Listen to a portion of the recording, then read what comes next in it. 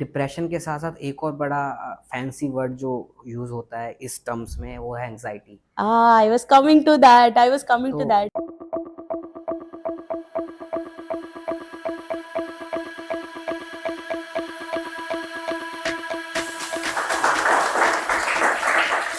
बहुत special guest हैं जिनके लिए अगर मैं इंट्रोडक्शन देने जाऊंगा तो उसको मैंने लिखना पड़ रहा है। First, I'll chase the partner. The person falls for me, and the moment the person falls for me, I'll make them chase me. आप बहुत देर से सोच रहे थे ब्रेन ना? बहुत देर से वेट कर रहा था और I was looking at his face and I was thinking कि हो बहुत ब्रेन सारे ऐसा हमारा पार्ट है, एक ऐसा कलीग है। फिर तो 80% इंडिया सफर कर रहा है एंजाइटी से। ऑकवर्ड साइलेंस क्यों कर दिया तुम लोगों ने यार?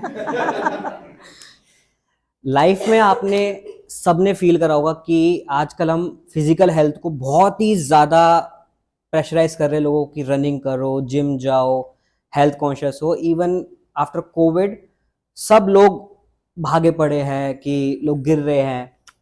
बट मेंटल हेल्थ का क्या? बोर्ड्स के एग्जाम आ रहे हैं, सबको मेंटल हेल्थ याद आ जाती है। आईआईटी का रिजल्ट आ रहा है, सबको मेंटल हेल्थ याद आती है।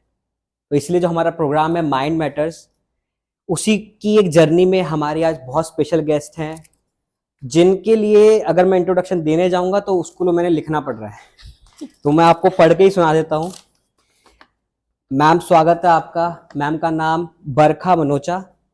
बरखा मैम एक क्लिनिकल साइकोलॉजिस्ट हैं और स्पिरिचुअल कोच हैं। बरखा मैम फाउंडर भी हैं जेनएस की, ग्राफोलॉजिस्ट हैं जिसके बारे में मैं डिटेल में बात भी करना चाहूंगा। खासकर स्टूडेंट्स आप लोगों को तो बिल्कुल आपको कमेंट करिएगा जो भी आपको क्वेश्चन हो। मैम एक एस्ट्रोलॉजर भी हैं, जो बहुत सारे लोग एक्साइटेड थे हमारे, और आगे बहुत सारी चीजें जो मैम से जानते हैं। मैम एक टैरो कार्ड रीडर है, जिसमें हमारे एचआर डिपार्टमेंट स्पेशली बहुत ही इगरली वेट कर रहा है। तो टाइम ना वेस्ट करते हुए स्टार्ट करते हैं। मनोजा जी, आप भी अपनी जर्नी के बारे में स्टार्ट करिए कि एक क्लिनिकल साइकोलॉजिस्ट से एक स्पिरिचुअल कोच का सफर कैसा था आपका? हेलो जी, राधे राधे।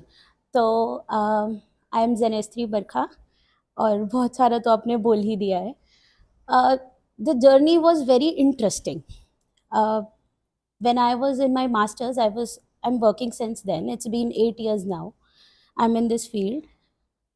मास्टर्स में जब भी मैं थेरेपी देती थी तो ऐसा लगता था कि okay I am doing something जो मैं नहीं हूँ, because whenever I sit with a client I need to feel कि कुछ तो पार्ट डेस्टिनी में भी होगा कि 100 में से ये 2 लोगों को कुछ ज़्यादा ही परेशानियां मिल रही है और बाकी कुछ और प्लानिटरी चीज़ें भी होंगी। There must be something beyond what we can see. और मुझे हमेशा लगता था कि साइकोलॉजी अकेला ना उसको डील नहीं कर पा रहा, बिकॉज कम बैक बहुत आते थे कि कोई क्लाइंट आया है, हमने उसको 6 महीने दिया, हमने उसके डिप्रेशन पे वर्क किया, बट फिर उसकी लाइफ में कुछ ऐसा हुआ, वो फिर वापस आया। अच्छा है वो वापस आया, बट कुछ तो कमी रह गई है, कुछ कुछ पार्ट रह गया है। तो in that thirst I learn hypnotherapy. So by the way I am instructor in clinical hypnotherapy. तो वहाँ से पास्ट लाइफ का पता चला, एनर्जी का पता चला, स्पिरिचुअलिटी जो मैं ऑलवेज चेस करती थी बट पर्सनली प्रोफेशनली नहीं कर पाई, तो मुझे लगा कि हाँ इसको भी डाल सकते हैं। साइकोथेरेपी का एक बहुत एडवांस्ड वर्जन है हिप्नोथेरेपी, जहाँ पे हम कॉन्शियस लेवल के ना बहुत डीपर सबसेट को पकड़ते हैं। एक डिफरेंट स्पेक्ट्रम खुल जाता है चीज़ों को डील करने का। For example there came a client जिसको एपिसोडिक डिप्रेशन था, and when I dealt with that client it turned out to be a paranormal case. So when I removed the entities and वो फिर अपना एक अलग sector खुल जाता है बात का। She got cured.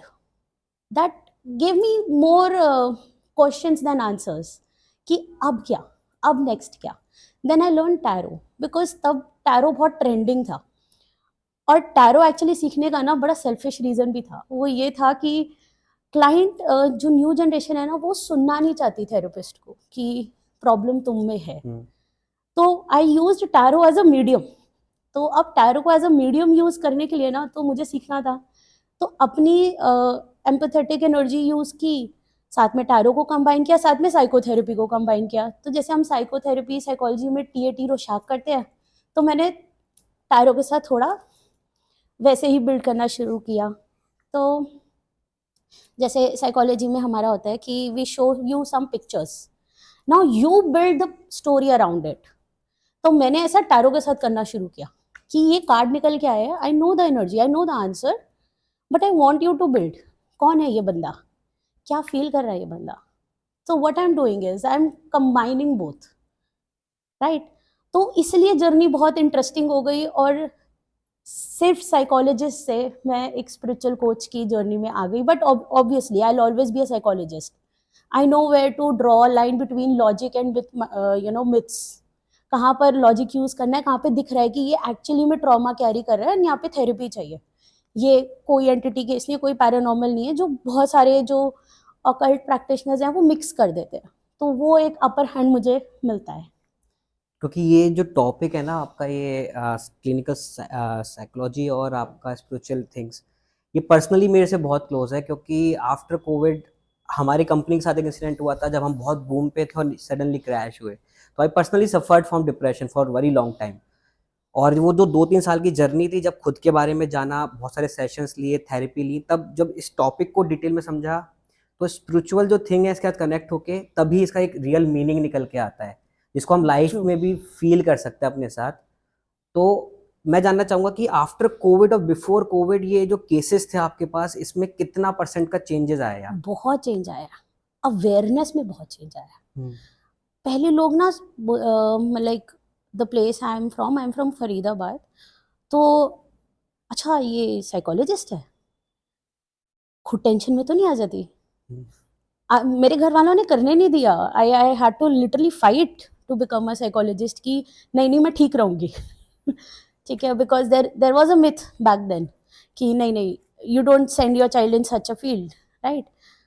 फिर लोग, like you know me for years, 2 साल से जानते हो, I am your neighbour, you know मैं ये काम करती हूँ, पर आपको 2 साल लगे अपना माइंड मेकअप करने के लिए मेरे पास आने से पहले कि मैं जाऊं ना जाऊं। और वो भी आके I just want to have a small conversation, ये बोलने में भी गट्स लगते थे कि I want to take a session. अब वो जो स्मॉल कन्वर्सेशन वाली जो प्रोबेबिलिटी है ना, वो बहुत कम हो गई है। नाउ ओनली 100 में से 2 क्लाइंट्स बोलते हैं कि I want to have a talk. I know what the talk is a session, but 98 लोगों में वो गट्स आ गए कि नहीं मुझे सेशन लेना है। I think this is the major shift that I am seeing, exactly. And it explains, मतलब इट्स सेल्फ एक्सप्लेनेटरी कि हम ये बोल पा रहे हैं कि हमें थेरेपी चाहिए। एग्जैक्टली मेरे को खुद 18 महीने लगे थे जब मैं इस बात को खुद एक्सेप्ट कर पाया था कि आई नीड दैट थिंग, कि अब मुझे जाना चाहिए।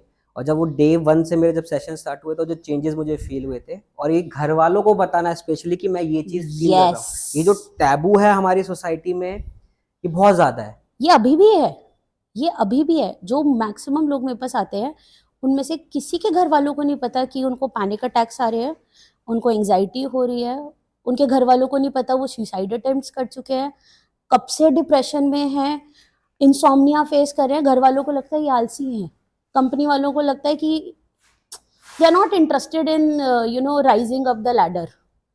इनका शायद इंटरेस्ट ही नहीं है, ये सिर्फ ओके अपना बस रोटी पानी कर रहे हैं टाइप्स, 9 to 5 जॉब को बस जॉब की तरह ले रहे हैं।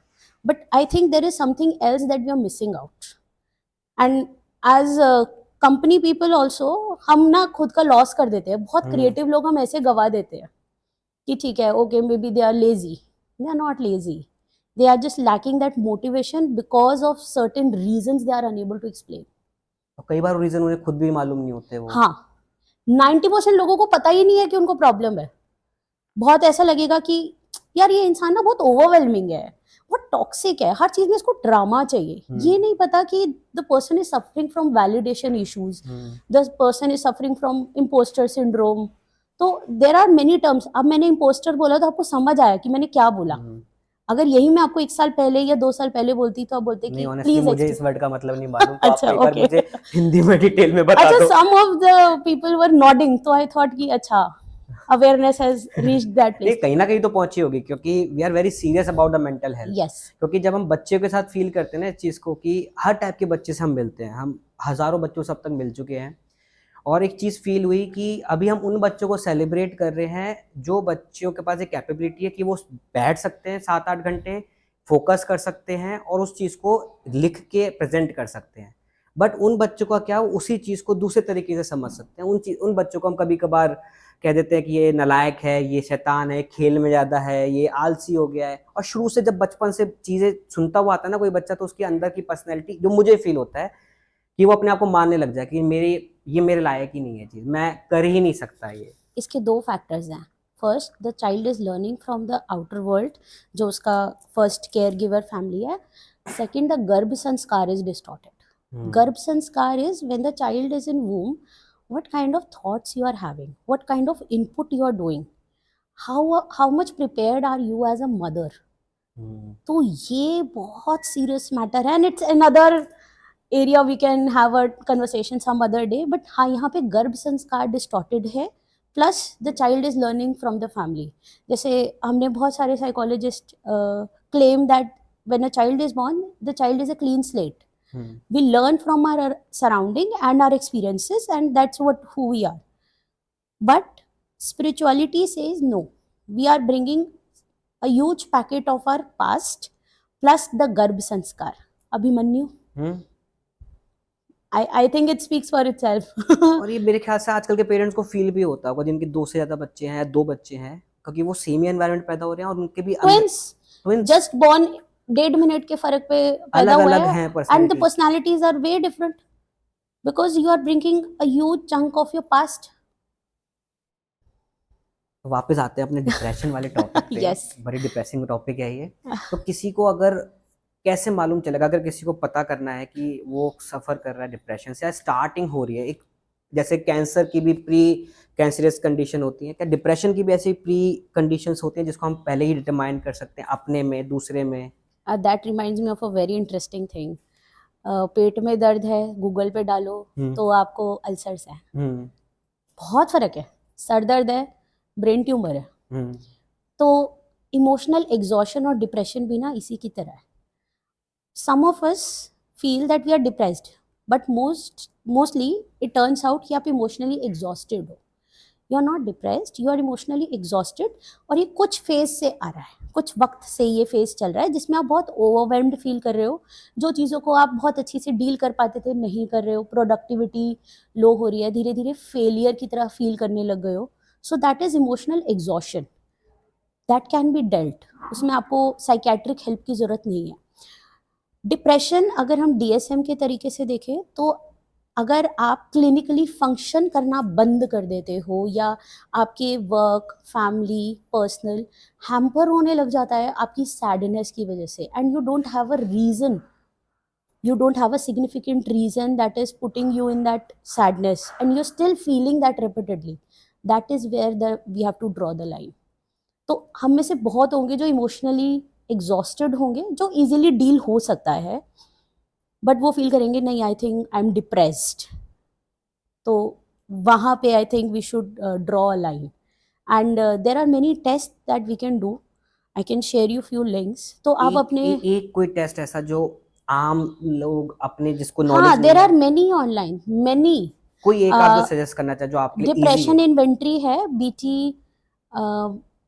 BDI है, बेक डिप्रेशन इन्वेंट्री है। बहुत इजी छोटा सा टेस्ट है, पता चल जाएगा वेदर यू आर इन खुद भी कर डिप्रेशन। सकते हैं। आराम से, कुछ भी नहीं है। There are few questions, you do the scoring and it's done. Depression के साथ साथ एक और बड़ा फैंसी वर्ड जो यूज होता है इस टर्म्स में, वो है anxiety. I was coming to that. उसका क्या रिलेशन है डिप्रेशन से, और क्या वो पूरे सेपरेट एक चीज है, और उसको बारे में कैसे पता लगे? बहुत इजीली अगर समझाते थे तो it's like they exist together. ठीक है, एग्जिस्ट टुगेदर बिकॉज मोस्टली लोगों को दोनों साथ साथ होते हैं, बट ऐसा ट्रू नहीं है। बहुत केसेस में हमने देखा है कि सिर्फ डिप्रेशन होता है, एंग्जाइटी नहीं होती। बट आजकल because we are in Kalyug and we have so much restlessness, and हमारे ईटिंग हैबिट्स, हमारे वर्किंग हैबिट्स, हमारे थॉट प्रोसेसेस इतने टेंटेड है। I will not say bad, I will say tainted. ठीक है, the subtle way of saying. तो उस वजह से ये कोमॉर्बिडली एग्जिस्ट करता है। एंग्जाइटी में you are over stressing, you are over thinking, you are stressing over things. आप फ्यूचर सोच रहे हो, आप पास्ट सोच रहे हो, you are constantly thinking. Basically अगर आप 9 to 5 जॉब में हो तो आप जॉब भी कर रहे हो और साथ में ये एंजाइटी वाला जॉब भी कर रहे हो, so you are double tired all the time. तो ऐसे वाले लोगों को देखना, एक इंटरेस्टिंग फैक्ट बताती हूँ, ये लोग चाय कॉफी बहुत पीते हैं बिकॉज उनको सडनली ना वो बोर्डम होने लग जाता है, तो ये लोग शांति से नहीं बैठ पाते। आप इनको 10 मिनट छोड़ दो, इनको कुछ होने लगेगा। तो दैट इज समथिंग। इनको क्रंची और मसालेदार चीज़ें बहुत अट्रैक्ट करती है, बिकॉज एंजाइटी वाले लोगों को हमेशा क्रंची चीज़ें ही अट्रैक्ट करेंगे, बिकॉज उससे उनका वो होम्योस्टैटिस जो है बॉडी का वो फिर तो 80% इंडिया सफर कर रहा है एंजाइटी से। सी क्रेविंग फॉर इट और मन कर रहा है में फ़र्क है। अच्छा। Like if you are worried and you want to just eat, अब उस समय पे आप अपनी क्रेविंग्स को, आप अपनी बॉडी को कैसे, अब कुछ लोग उस टाइम पे मीठा खाएंगे, लोनली लोग मीठा खाएंगे, डिप्रेस लोग मीठा खाएंगे, क्योंकि they are feeling that lack of love, तो वो मीठा वहाँ होगा। जो लोग घर से ट्रैवल कर रहे हैं, हॉस्टल वाले बच्चे हो गए, ये सारे ना डेयरी प्रोडक्ट्स बहुत क्रेव करते हैं, शेक्स, चीज़, बिकॉज वो मदरली टच बहुत मिस करते हैं, घर को होम सिक बहुत फील करते हैं। तो होम किससे है? माँ से है, तो वो वहाँ से आती है। सो इट्स अगेन अनदर मतलब फूड क्रेविंग से हम इमोशंस को बहुत आराम से कनेक्ट कर सकते हैं। तो बहुत एक ईजी मैं तरीका बताया है कि आप खुद से ही समझ जाओगे कि आपको एंजाइटी है, आप ओवर थिंक कर रहे हो, आप कॉन्स्टेंटली वरी करते रहते हो उन सिनेरियोज के लिए जो है भी नहीं, you are making up things and then dealing with that and then getting tired or losing in that game, either thing। आपकी प्रोडक्टिविटी लेस हो रही है और आप बहुत ज़्यादा ऐसे लग रहा है कि मैं इतना तो काम भी नहीं किया जितना मैं थक गई, प्लस द क्रेविंग्स। एक छोटा सा डिफरेंस मुझे जानना था एंजाइटी में और प्रेशर में। जैसे मैं क्रिकेट खेलता था, तो जब भी मैं कोई इंपॉर्टेंट मैच खेल रहा होता था, बैटिंग कर रहा होता था, तो पहले कुछ सेकंड्स तक एक प्रेशर, एक हार्ट बीट तेज जाती थी। सेमलट एक चीज़ होती थी एग्जाम टाइम्स पे, जब एग्जाम मोस्ट ऑफ द बच्चों को Yes. होती होगी, तो उसमें और एंजाइटी में डिफरेंस है। इसको बोलते हैं स्यूडो स्ट्रेस। तो स्यूडो स्ट्रेस क्या होता है? वो हमारे लिए पॉजिटिव है। जैसे वार्म अप हो गया, like you are playing cricket, you have to build that stress ताकि आपके एंडोर्फिन्स रिलीज हो बॉडी में, वो आपको हेल्प करेंगे। That is why when you are in the worst situation, crisis में होते हो, आपका दिमाग बहुत चलता है, अपने बेस्ट पोटेंशियल पे चलता है। इसलिए बहुत लोग जो नॉर्मली अच्छा परफॉर्म नहीं करते, वो एग्जाम में बहुत अच्छा परफॉर्म कर देते हैं, बिकॉज उनका क्राइसिस में दिमाग बहुत अच्छा चलता है। That is the release of endorphins. Stress is when that buildup energy is causing a break, आपके पोटेंशियल में कमी आ रही है कि इतना तो मैं कर पाती थी, अब मैं स्ट्रेस की वजह से वो कर ही नहीं पा रही, my performance is hampered. So this is the difference between stress and pseudo stress. नहीं, जैसे बहुत सारे बच्चे कहते हैं कि पढ़ाई तो बहुत की थी, याद सब था, एग्जाम पेपर देखते ही भूल गए, वो स्ट्रेस है, वो स्ट्रेस है। बिकॉज वो mindfulness, parents are not aware, how will they teach their kids की how do we practise mindfulness. तो इसमें एक बड़ी अच्छी चीज़ हम करते हैं, बच्चे को ना every day when they are preparing for exams, किसी एक चीज़ से ना एसोशिएट करते हैं। So like I can give you a कड़ा, सिंपल कड़ा। So every day the mother is what, एक स्मॉल रिचुअल कर रही है बेसिकली, वो उसका ना एसोसिएशन फॉर्म कर रही है। मंदिर में रख दिया और बोला कि ये पेन और अब तू पढ़ाई कर, ये पेन तू अब पढ़ाई कर। So what the child is forming कि इस कड़े से ना मैं अच्छा पढ़ पाता हूँ, इस कड़े से मुझे स्ट्रेंथ मिल रही है। सो एक एसोसिएशन फॉर्म हो गया। कुछ नहीं कर रही मम्मी, किचन में जाके उठा के ले आई, मतलब लिटरली कुछ नहीं किया, बट मेंटली क्या हुआ, एक कंफर्ट मिल रहा है। सो एक एसोसिएशन फॉर्म हो रहा है। So in that exam when the mother is giving that कड़ा, द चाइल्ड इज फीलिंग कि मैं एक ऐसी सिचुएशन में हूँ जहाँ पे मेरी टीचर अपनी नहीं है, मेरी क्लास नहीं है, मैं एक एलियन प्लेस में हूँ और मुझे एग्जाम देना है, क्वेश्चंस का भी नहीं पता क्या आ रहा है, मैं इतनी स्ट्रेसफुल में हूँ, एक चीज़ है जो मुझे कंफर्ट दे रही है, तो वो बहुत हेल्प करता है। जैसे लोग, कुछ बच्चे छोटे छोटे गणेश जी वगैरह कुछ लेके आते हैं, कुछ भी मतलब लिटरली अ हैंकी can also do that task. Plus एक इंटरेस्टिंग चीज आप कर सकते हो वाइल प्रिपेयरिंग, अब obviously you have called an astrologer, तो कुछ तो मिलेगा। तो when kids are preparing, what mother can do is, पानी की बॉटल में उनको तुलसी के 2 पत्ते डाल के दें। So this enhances their mercury. Mercury is बुद्धि. तो बुद्धि क्या कर रहा है? Enhance हो रहा है. आपको रिटेन ज़्यादा होगा, आपकी मेमोरी और शार्प होगी. Plus when the mother is giving water, she has that intention. Water has memory. अगर आप नॉर्मल पानी लेके ना गाली देके किसी को पिला दो, आपको समझ नहीं आएगा. 3-4 दिन बाद उससे वो कट रहा है, इंसान आपसे चिढ़ रहा है, बिकॉज वाटर हैज़ मेमोरी. तभी पहले के लोग शराब पानी को दे के करते थे, बिकॉज पानी कभी एक्सटिंग्विश नहीं होता, it just transforms. So BK Shivani ji तो वाटर मेमोरी पे बहुत बात करती हैं, तो बहुत ईजी है. Plus what we can do is when the child is very distracted, जैसे बहुत शैतान बच्चा है, पढ़ नहीं पा रहा है, तो क्या कर सकते हैं? टेबल पे आप फ्रेश फ्लावर्स रख दो. सो एक positive fresh energy constantly receive होगी. रोज़ 2 फूल लगेंगे, but that is going to bring positive energy to the table. That is going to enhance the chances of, regaining the knowledge that we want to impart.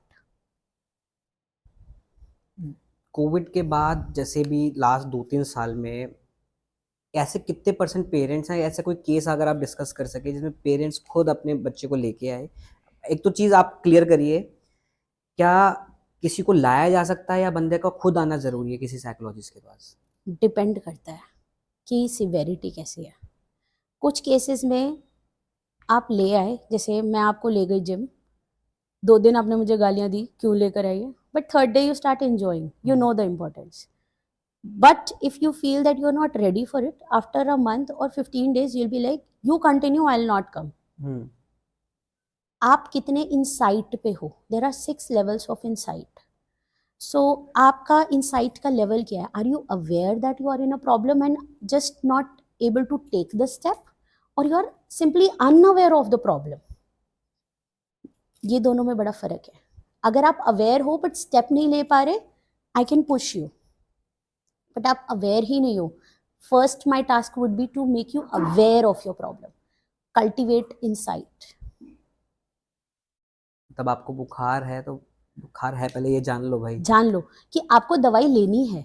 You need not. अब आपको बाहर का खाना नहीं खाना कुछ दिन, तो ऐसा नहीं है कि if I am turning my face and आप पीछे से खा रहे हो, because that's lack of insight. तो पेरेंट्स, बच्चों के केस में ऐसा होता है कि पेरेंट्स लेकर आते हैं. कुछ ऐसे केसेस हैं सरप्राइजिंगली जहाँ पे बच्चे खुद आए, specially when they are in the age of 9 to 13, 14. 9 to 13. That's great. And the results were very surprising. The child was seeing his parents fight constantly. तो वो एग्जाम में was not able to perform, but somehow आ जाते थे marks. तो parents ज़्यादा ध्यान नहीं देते कि ठीक है आ रहे हैं मार्क्स, आ रहे हैं, so I don't need to be worried. But the child was in a constant stress because he was seeing his parents fight repeatedly. So the child came to me personally. He saw me in some shadi wadi, so he was like, I need to talk to you. I was like, okay, make an excuse and come. You'll not tell my parents that I came to you. I was like, okay, cool. So then the child expressed that how he goes to the bathroom and sits there and cries for hours when his parents are fighting outside. Parents are not aware कि बच्चा कितना traumatized हो रहा है. 9 साल का बच्चा इतनी गालियां दे रहा है जो आप और मैं सोच भी नहीं सकते, और पेरेंट्स अवेयर ही नहीं है. So when I put the child in trance, that outburst was very surprising for me as well, because adults में मैंने expect किया है और देखा भी है. इस एज में बहुत शॉकिंग था मेरे लिए भी काफ़ी. तो इट्स लीगल कि उनकी 18 वाली लैंग्वेज एज जो होती है उससे पहले उन्हें काउंसिल करना without their parents awareness? Because the child was some of my known, so I, अगर किसी अननोन को आना है नहीं, वैसे ये लीगल नहीं है. इलीगल है. हाँ, बिकॉज आपको पेरेंट्स को थोड़ा कॉन्फिडेंस में लेना पड़ेगा. You don't know how the child is going to react. Guardian को पता होना चाहिए. So later I had a word with the mother that your child came to me. No need to worry, because then she got worried कि मेरा बच्चा आपके पास क्यों आया. फर्स्ट थिंग इज लाइक कि उनके पेरेंट्स को उनको कॉन्फिडेंस में लेके बताना चाहिए. यहाँ पे पेरेंट्स को स्टेप इन करना पड़ेगा, इसलिए कोई ऐसा प्लेटफॉर्म. बट बहुत सारे पेरेंट्स हैं जो इसको सपोर्ट नहीं करते. we as parents are lacking behind. There is never a bad student, there is always a bad teacher. कभी बैड स्टूडेंट होता ही नहीं है, कोई गलत बच्चा होता ही नहीं है, गलत माँ बाप होते हैं. क्योंकि हम डील नहीं कर पा रहे, हम सिखा नहीं पा रहे, हम समझ नहीं पा रहे। हम और उसको समझना भी नहीं चाहते। जैसे मैंने बहुत सारे फादर्स को, पेरेंट्स को देखा है, और मैं कहता भी रहता हूँ इन लोगों से कि कुछ फादर ऐसे होते हैं जिनका बचपन का सपना होता है बाप बनना, और एक बार जब वो बाप बन जाते हैं फिर वो एक्सपेक्ट करते हैं अपने बच्चे से कि जैसे मेरे साथ फील हुआ था।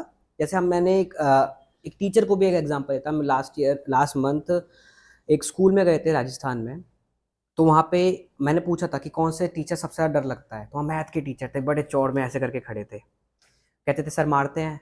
सर, बच्चे हंसने लग गए, सर मारते हैं। सर भी और चौड़ में। तो पर उस टीचर ने कभी ये नहीं सोचा कि वो जब वो 12th क्लास तक के एक बच्चे को, जिसकी, और 6 क्लास तक के बच्चे थे वहाँ पे, जब 8 साल से 14 साल तक के, 15 साल तक के बच्चे आपको देख रहे हैं, वो आपको आइडल मानते हैं, आप उनके गुरु हो, आपसे सीख रहे हैं, जब आप उन्हें मार रहे हैं, यानी वो तो यही इमेजिन कर रहा है ना कि मारना इज राइट, यस, ये चीज है। इसलिए फिर जब वो बड़ा हो जाएगा, वो किसी को मारेगा, वो भी उसके लिए ठीक है। वो रोड रेज करेगा बाहर जाके, उसके लिए भी वो ठीक है। राइट। फिर पेरेंट्स जब ये कहते हैं कि ये रूल मत तोड़ो, वो बच्चे ने कहाँ देखा कि सबसे पहले जब आपने रेड लाइट जंप करी, वो वहां से वो पेरेंट एक्सपेक्ट नहीं करना चाहते ना कि वो मेरा बच्चा ऐसा कर सकता है, पर अल्टीमेटली उसी ने करा है पहले वो। बहुत, ये तो बहुत ही स्ट्रॉन्ग एग्जाम्पल हो गया। मैं आपको एक बहुत इजी एग्जाम्पल देती हूँ। Your father has hit you, your mother is like don't worry यार, योर फादर लव्स यू। हाँ, इवेंचुअली क्या हो रहा है, that girl is turning to be a teenager, she gets in a relationship, the boyfriend slaps her and she is like यार ये मुझसे तो प्यार करता है। करता है, एग्जैक्टली। ये मेरे से प्यार करता है तभी तो मेरे पे हक जमाता है। अरे प्यार करता है तभी तो मारता है। वो एक कैंपेन देखा था मैंने कि लड़के रोते नहीं है, लड़के रोते नहीं, आपने शायद देखा होगा वो। यस यस, अल्टीमेटली उसका निकल के आया था कि लड़के रुलाते नहीं है। तो ये चीज सिखानी चाहिए थी, और ये कब से कैंपेन चल रहा है, पर हमें ये कैंपेन हिट ही नहीं होते। Hit True. आजकल क्या हो रहा है कि जब जिस चीज से लोग भागना चाहते हैं, ग्लैमर हिट हो रहा है कि यूट्यूबर्स आपने देखे होंगे, इंस्टाग्रामर देखे होंगे, जो लाइफ को लार्जर दिखा रहे हैं, बड़ी गाड़ियां, पैसा, और ये जो शांति है अंदर की, जो स्पिरिचुअल थिंग्स हैं, इस पे ध्यान ही नहीं दे रहे हैं। उनको लाइक्स नहीं मिलते ना, उनको लाइक्स नहीं मिलते। तो वो बहुत इजी है। पर ऑडियंस तो हम ही लोग हैं ना। अगर आपको किसी समाज को देखना है, किसी सोसाइटी को देखना है, तो उसके पहले कहते थे कि उसके थिएटर्स को देखो, फिर उसके सिनेमा को देखो। अब मेरे ख्याल से अगर आपको किसी को जज करना है तो उसकी इंस्टाग्राम फीड को देख लो। ट्रू, आप उसके इंस्टाग्राम फीड से पता लगा सकते हैं कि बंदा अपना दिन का कितना टाइम किस किस चीजों में स्पेंड कर रहा है। बहुत आराम से। यहाँ पे ना दो चीज़ों का आता है। Plus I want to tell you a very good case study that is going to build a very good concept that how parents are not aware that what they are doing. There came a case when they brought their son to me कि ये इतना शरारती है, ये कोई tuition में टिकता ही नहीं है। ये कंप्लेन बहुत आपने शायद सुनी होगी। सारे ट्यूशन वाले निकाल चुके हैं इसको, अब हम गिव अप कर दिया है, now you do what you want to do. I was like okay, I will take tuition for some time. So I personally didn't take, I trained one of my subordinate कि इसको deal कैसे करना है। So as like कि इसका ना पहले trust जीतेंगे। तो उसकी सारी पढ़ाई गेम्स के थ्रू होती थी। उस बहुत स्लो प्रोग्रेस चल रही थी, बट बहुत अच्छी प्रोग्रेस चल रही थी। फॉर 6 मंथ्स वो ट्यूशन चली। तो पेरेंट्स बड़े सरप्राइज्ड थे कि अब मार्क्स भी अच्छे आ रहे हैं, हमें गुस्सा करने की भी ज़रूरत नहीं पड़ रही। Then they had a visit to me and पूरी फैमिली आई, बिकॉज पापा को तब तक बताया नहीं था, अब बताया है कि किस वजह से ये ट्रांसफॉर्मेशन आया है। तो ही केम टू मी एंड इसलिए इसको ना गुस्सा बहुत आता है, ये ना बच्चों को पीट आता है। अब while he was saying I was understanding ये कहाँ से सीख रहे हैं। So I just raised one question कि घर में कोई है जो गुस्सा बहुत करता है और वो कंट्रोल नहीं कर पाता गुस्सा? तो फादर वाज लुकिंग कि कौन है and everybody was looking at the father कि ये है तो इट्स लाइक वो तो महात्मा गांधी वाली स्टोरी हो गई। आपको मैं आपके बच्चे को हेल्प नहीं कर सकती because you don't want to help yourself. I can not help your child. आप चाहते हो आपका बच्चे का गुस्सा कम हो, you need to work on your anger. It's not like सुसु पॉटी कि आपको निकालना है। अगर आपको अपने बॉस पे गुस्सा आता है आप जाके निकालते हो? नहीं, there is a place that you take out. आपको लगता है ना कि ये हार्मलेस लोग हैं, ये मेरी वाइफ है, ये हार्मलेस एरिया है, मैं यहाँ पे गुस्सा निकाल रहा हूँ, बट गुस्सा इज नेवर लाइक कि अर्ज है आपकी बॉडी में कि नहीं ये तो होएगा ही। आप चूज करते हो, यू मेक इट दैट कि नहीं मैं घर पे निकालूंगा। You make that boundary also ना कि नहीं घर पे नहीं निकालूंगा, मैं एक सेफ स्पेस में निकालूंगा जहाँ पे उनका भी मेंटल हेल्थ ट्रॉमेटाइज्ड ना हो। मेरा तो अपने आप को शांत कर दिया, उनको कौन शांत करेगा? क्या ये एंगर इशू जो होता है ये भी एक मेंटल इलनेस के अंदर आता है? जैसे एक एग्जांपल बिल्कुल मैं आपको, बिल्कुल। एक मेरा एक फ्रेंड ही है, is very close to me, वो कभी घर पे नहीं निकालता, जैसे आपने हार्मलेस लगाया ना, हम्म। बट वो उस जगह गुस्सा बहुत निकालता है जहाँ पे उसे दिखता है कि नहीं ये मेरे से ऊपर है, जैसे रोड पे किसी से लड़ाई हो गई तो मतलब अल्टीमेटली खुला वाला गुस्सा हाँ कि तो पुलिस केस ही हो जाए, ऐसा वाला गुस्सा। It's like again I will always associate it with your poop. If you don't clean your bowl at your home, you will have to poop at different places that you don't want to. It can be hygienic, it can be non hygienic, it will have repercussions. तो जब आप एक safe space में, जब आपका buildup हो रहा है गुस्सा, तब आप उसको नहीं निकाल रहे हो, एक सही तरीके से उसको डिस्पोज नहीं कर रहे हो, तो वो ऐसी जगहों पे निकलेगा जहाँ पे आपका कोई कंट्रोल नहीं है। Exactly. जैसे आपने बहुत बार देखा होगा, like I was getting my nails done, so very surprising thing happened, she was in 12th class, तो वो part time she was doing that thing, that job. तो सडनली उसकी मम्मी का कॉल आया एंड शी सेड मैं नहीं आ रही ना। 2 बार उसकी मम्मी ने बोला हम पार्टी में जा रहे हैं, एंड शी स्टार्टेड शाउटिंग एक लाइन पे, and then after the call she started crying. I, as a therapist, know what is going on. So I had a very peaceful conversation with her. I said, were you sexually abused as a child? Then she said, yes. मतलब ये वहाँ से आ रहा है, because आपका जो घड़ा है ना वो भर गया है, तो ऊपर जरा सा भी पानी आता है ना तो वो स्पिल करता है। आपने अपने वर्क एरिया में देखा होगा, व्हेन समबडी इज ओवरवेल्म्ड और इज अंडरगोइंग समथिंग, आपकी छोटी सी बात भी इतना पिंच करेगी, the person can have a very explosive reaction. It's because हम उसको टाइमली रेगुलेट नहीं कर पा रहे, एक्सप्रेस नहीं कर पा रहे। I think this is where we are lacking as job owners, you know, company owners. Employees का ना मेंटल हेल्थ का हम ध्यान नहीं दे पा रहे हैं, हम एक्चुअली डिटेक्ट नहीं कर पाए, हम चाहते हैं बट हम डिटेक्ट नहीं कर पा टूल्स रहे नहीं है कि हमारे पास किसकी, वो, हाँ कि बुखार नापने के लिए भी है थर्मामीटर, पर मेंटल स्ट्रेस किसी की नापने के लिए तो उसके लिए बहुत इजी और अच्छे अच्छे तरीके हैं that we can do, that can actually enhance the productivity. और ये स्कूल्स में भी कर सकते हैं हम। We can have a talk session where you will come and you will just talk, you have to talk. Eventually एक दिन आप मरे मन से करोगे, दूसरे दिन करोगे, तीसरे दिन आप you start actually talking about what's bothering you. तो अब आपका वो जो अनविलिंगनेस है ना वो विलिंगनेस में कन्वर्ट हो जाएगी। तो this is something we can do, we can enforce that you have to talk. Sigmund Freud का टॉक थेरेपी, सिर्फ बात कर लो, बहुत इंसाइट मिल जाएगा कि एक्चुअली में प्रॉब्लम क्या है। ठीक है, अब इसको डील करने के लिए किसी थेरेपिस्ट के पास चलते हैं, बट पता तो चल गया प्रॉब्लम है। जैसे हम छोटी सी चीज़ मैं करता हूँ, शायद इन लोगों को वो स्ट्रेसफुल फील होती हो अभी के लिए, कि मेरे को जो स्ट्रेस होती है, मेरे को उस काम से स्ट्रेस होती है जिस काम को करने का मेरा मन नहीं है, मुझसे ज़बरदस्ती या फिर किसी भी रीज़न से। जैसे सैलरी देना भी इट्स लाइक कि मेरे सोसाइटी का प्रेशर है, माँ बाप ने कह रखा है जॉब करनी है तो जाना ही है, सुबह उठ के आना है, तो इट्स वेरी स्ट्रेसफुल। आधे से ज़्यादा लोग जो काम पे आते हैं वो स्ट्रेसफुल हैं, जो उस जगह पे इंजॉय करने जा रहे हैं, जिनको एक पार्ट फील होता है। इसलिए हम एक फिलॉसफी यहाँ पे अपनाते हैं कि entrepreneur at Find My Tuition. आपका जॉब रोल, आपका जो भी पार्ट, आप मैनेजर हैं, बीडी हैं, आप टीचर हैं, जो भी हैं वो अलग है, पर सबसे पहले आप एंटरप्रेन्योर हैं कि आप इसके पार्ट हैं और आप बिल्ड कर रहे हैं, एक सेंस ऑफ रिस्पॉन्सिबिलिटी है आप में। जब तक वो नहीं आएगी ना तो आप डेली काम पे जाओगे। एक जैसे छोटा बच्चा स्कूल जाने के लिए रोता है ना, मेरे ख्याल से एक एवरेज अडल्ट उससे ज़्यादा रोता है, बहुत ज़्यादा रोता है, बहुत ज़्यादा रोता है, रोज रोता है। वो सब मंडे ब्लूज क्या है ये।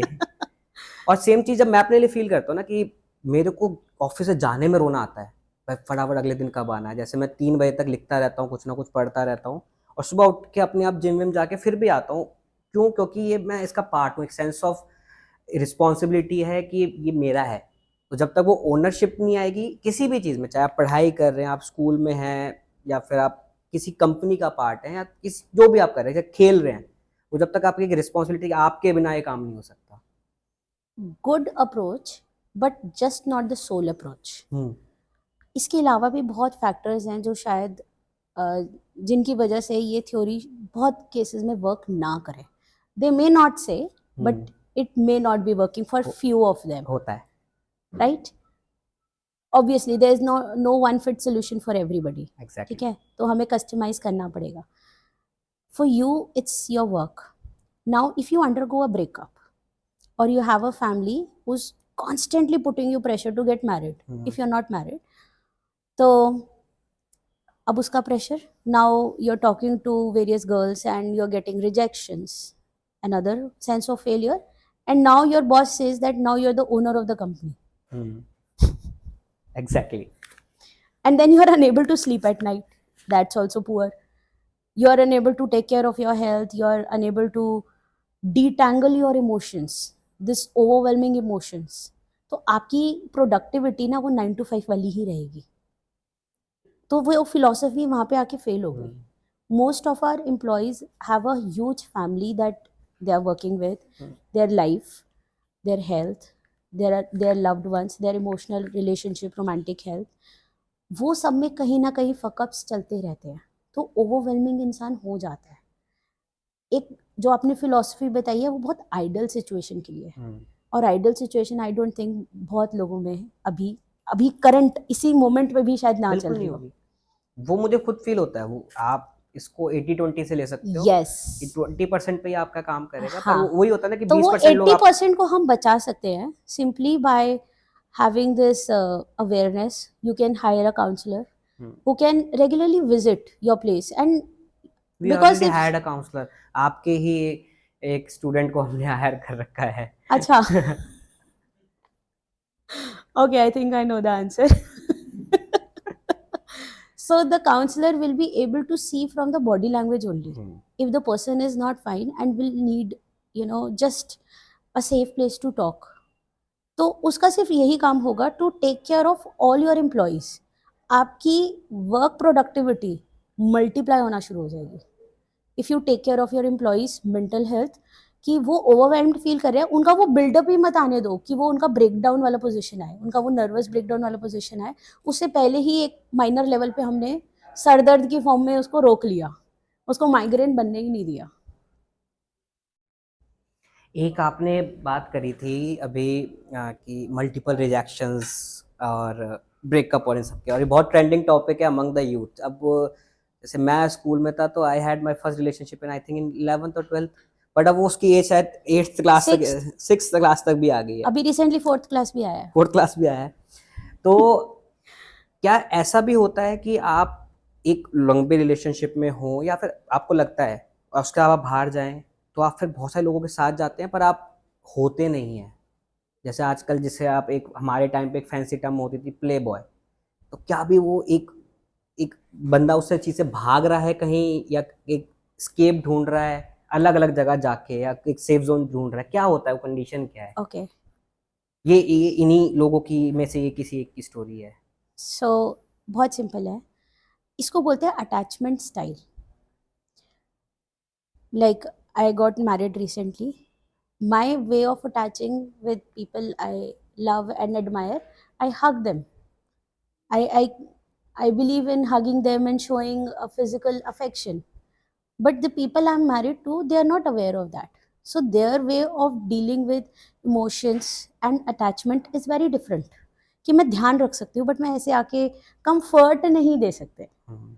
ठीक है, तो ये एक बहुत छोटा सा एग्जाम्पल है. अटैचमेंट स्टाइल बहुत बड़ा रोल प्ले करता है कि आप कैसा रिलेशनशिप कैरी करोगे, कैसे रिलेशनशिप में बिहेव करोगे. और ये अटैचमेंट स्टाइल हम बहुत अर्ली एज में अपने पेरेंट्स से मिमिक करके सीखते हैं, कॉपी करते हैं. The way we are treated, 1 2 how parents are treating each other, that will actually define what love and relationship is. और योर नियर डियर वंस के कुछ ट्रॉमाज हमने कैरी कर लिए. बहुत सारे लोग रिलेशनशिप आउट ऑफ फियर चला रहे हैं. 10 साल से रिलेशनशिप में they are not happy but they can not let go because this is how it is. You don't escape because the child has seen the mother, you know, bearing the father, literally bearing the father for years, कि you can not end the relationship. तो attachment style हम इस पे work कर सकते हैं. There are many attachment styles. we again there is another test we can see. हम अपने सेल्फ एक्सप्लोरेशन के लिए there are many self help tests also, जिससे हमें पता चलेगा हमारी एंजाइटी कितनी है, हमारा डिप्रेशन कितना है, हम कितने पेसिमिस्टिक हैं, हम कितने सैड हैं, हमारा अग्रेशन लेवल कितना है. सो ये छोटे छोटे टेस्ट हम अपने वर्क स्पेस में भी सर्कुलेट कर सकते हैं. कुछ नहीं होगा तो अवेयरनेस आ जाएगी. अटैचमेंट स्टाइल से पता चलेगा कि actually okay why am I so fight and flight mode with my partner. When my first I'll chase the partner, the person falls for me, and the moment the person falls for me, I'll make them chase me. वो Tom and Jerry relationship, where this is coming from, because the person is looking at thrill. अब ऐसे person के लिए relationship को regulate करने के तरीके अलग हैं. So again there is no one fit solution to the problem. तो हमें वो देखना पड़ेगा सब्जेक्टिवली कि कहाँ से ये प्रॉब्लम अराइज हो रही है. Again we have to go in depths. If you are behaving aggressively in relationship and he is behaving aggressively in relationship, दोनों का रिएक्शन सेम है बट रीजन अलग है, बिहेवियर अलग है. So we need to dig deeper. That obviously needs a professional help.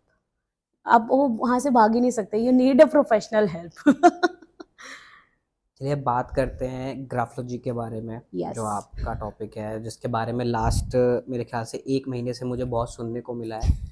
होता क्या है और क्या बेनिफिट्स हैं इसके for parents to understand their child, and for in professional things like in HR field and corporate, how we can just adapt it and just improve ourselves. So let's do one small activity if you don't mind. सबके पास pen और paper है? Pen paper आप लोगों के पास? लिखो, सब अपना नाम लिखो. Let's do something. धीरेन्द्र जी आप लिखिए पहले. अपना नाम लिखिए आप. मेरे पास कोई पेपर नहीं लाएगा, मैं बताऊंगी and you'll see the signs. ठीक है, अपना नाम लिखना है. You have to write the name of a person you are very fond of, like I am fond of so and so. And another line you have to write, I am angry at so and so. So and so में आप किसी भी person का name जिससे आपको गुस्सा है या हर्ट है. क्वेश्चन समझ में आ गया सबको? अपना नाम लिखना है, फिर नीचे एक लाइन लिखनी है, I am fond of so and so. ये द पर्सन इज लुकिंग, ये नाम किसका लिखेगा?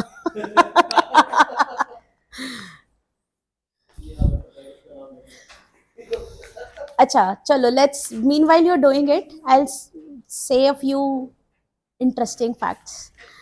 आई के ऊपर गोलू कितने लोगों ने देखा है कि ऐसे, और अक्सर लड़कियां बहुत बनाती हैं आई के ऊपर गोलू. Lack of validation, they need attention.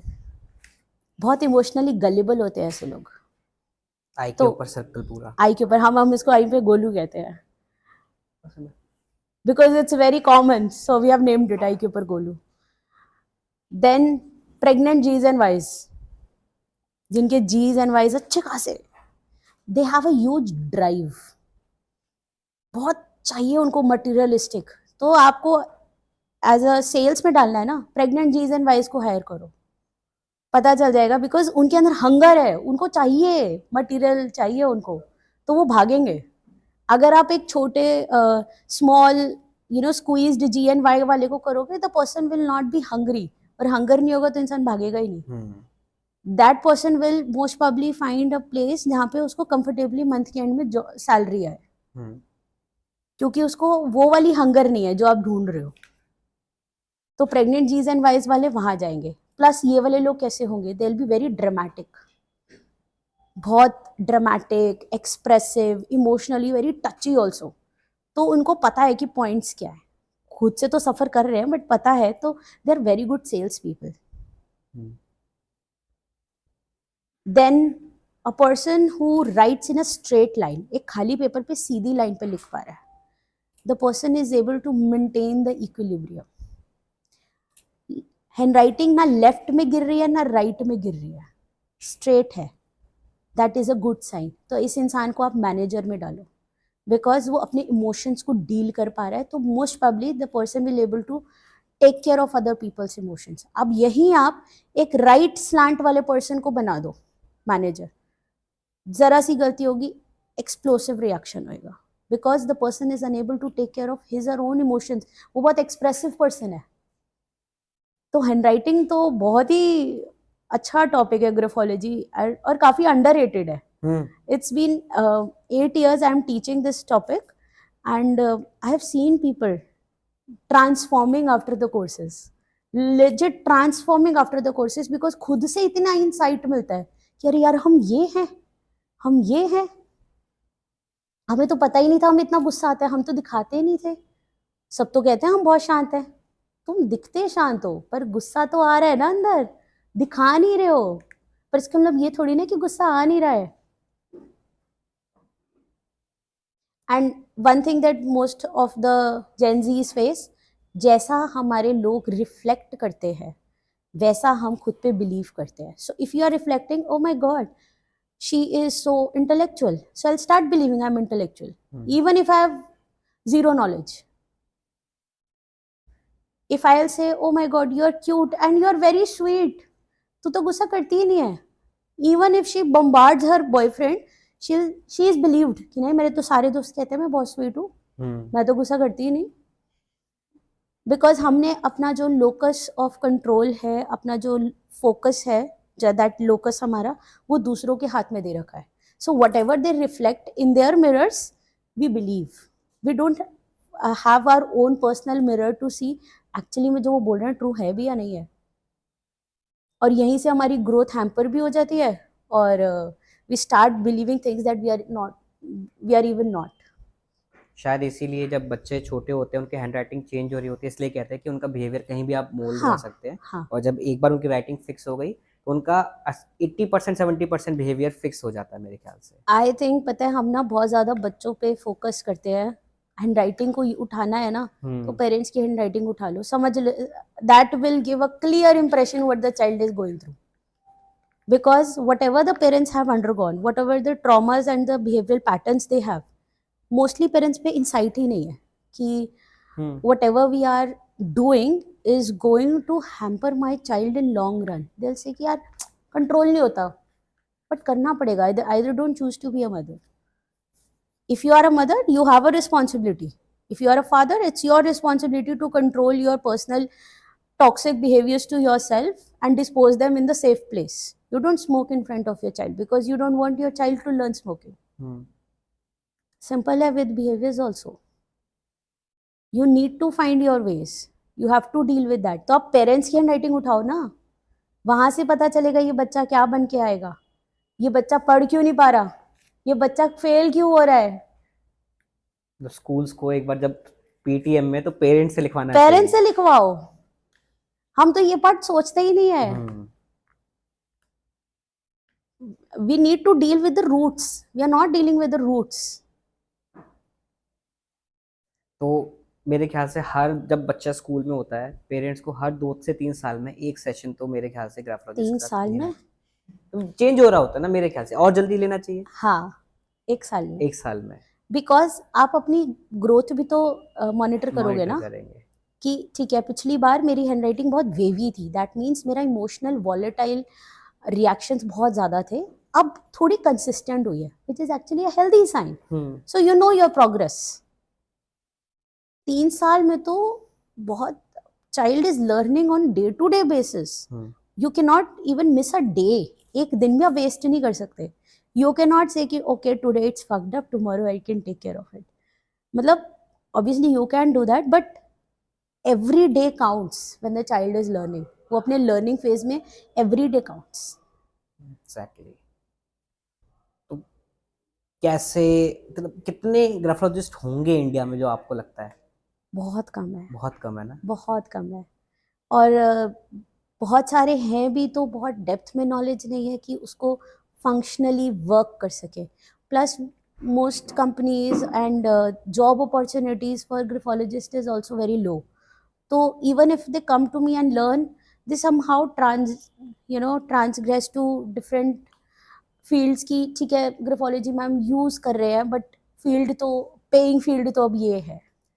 एक क्वेश्चन जैसे मैंने अभी दिवांगी से भी पूछा था जब वो आई थी, और जब मैं इस चीज़ पे स्टार्ट कर रहा था अपनी रिसर्च, एक टेस्ट होता है साइकोमेट्रिक टेस्ट, एक बच्चे की अंडरस्टैंडिंग जानने के लिए, और एक आपका ग्राफोलॉजी वाला पार्ट हो गया, एक बच्चे से हमने उसकी चीज़ें लिखवाई।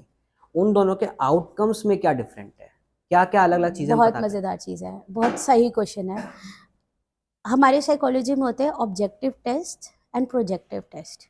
ऑब्जेक्टिव टेस्ट हमारी पर्सनालिटी के वो एरियाज बताता है जो विजिबल हैं, जो जिनको हम मेजर कर पा रहे हैं, like aggression. I can have a test of aggression with all of you, that can give me the count कि आप में कौन कितना अग्रेसिव है, but that will not give me an explanation कौन क्यों अग्रेसिव है। So graphology is more like a projective test, it will give you the reasons कि इसका इड डिस्टॉर्टेड है, या इस पर्सन का चाइल्डहुड अटैचमेंट पैटर्न्स डिस्टॉर्टेड है, बिकॉज इसका लेफ्ट मार्जिन बहुत कम है when the child is writing, that explains the child is very attached and clingy to the mother, तो वो डी अटैचमेंट नहीं हो पा रहा, तो वो मदर के सारे पैटर्न्स और चाइल्डहुड पैटर्न से भारी नहीं आ पा रहा है, the child is fixated there, so it gives an explanation. इसके साथ हम कोलैब करके रोशाक और टीएटी को भी लेंगे तो बहुत अच्छे रिजल्ट्स मिलेंगे। I have seen them in my personal life and my professional life. When I was working, तो I used TAT, Rorschach plus Graphology. तो तीनों के रिजल्ट्स बहुत ही अमेजिंग कंक्लूजन्स देते थे कि why this person is behaving so and so, why this child is behaving in such a such manner. ठीक है, जैसे अब आपने बताया बहुत कम है, पर विल ट्राई कि हर एक बच्चे तक जो हम जा रहे हैं, हर एक बच्चे तक, because we are on a mission through our Mind Matters, कि 2035 तक let's make India 100% suicide free. और वो शुरुआत होगी जब ये जनरेशन समझेगी, और जो नई जनरेशन आएगी, वो जो फैमिली डॉक्टर एक कॉमन चीज़ थी, फैमिलीज में होते हैं, एक अपर मिडिल क्लास फैमिलीज में फैमिली डॉक्टर्स होते हैं, सबके होते हैं। एक नॉर्मल फैमिली साइकेट्रिस्ट भी हो सकता है, मोर देन साइकियाट्रिस्ट, साइकोलॉजिस्ट कर लोगे तो कोई ज़्यादा भी बेनिफिशियल हीलर है। हो, आपका स्पिरिचुअल गाइड हो, हाँ, कोई भी एक चीज। इसका ना एक बहुत अच्छा, आई can give you a solution, some advice from my side. What you can do is you can use graphology plus few tests in the obviously presence of a clinical psychologist, and you can educate teachers. Exactly, that's what we are doing. तो अगर as an employer sorry, if I tell you कि किसी के भी hand writing में variation दिखे ना, तो समझ आना the person is not fine. If the pressure with which they have written the page को ऐसे करोगे और पीछे दिखेगा ना इम्प्रेशंस, तो समझ जाना the person is very angry और has a very strong emotional residue the person is dealing with.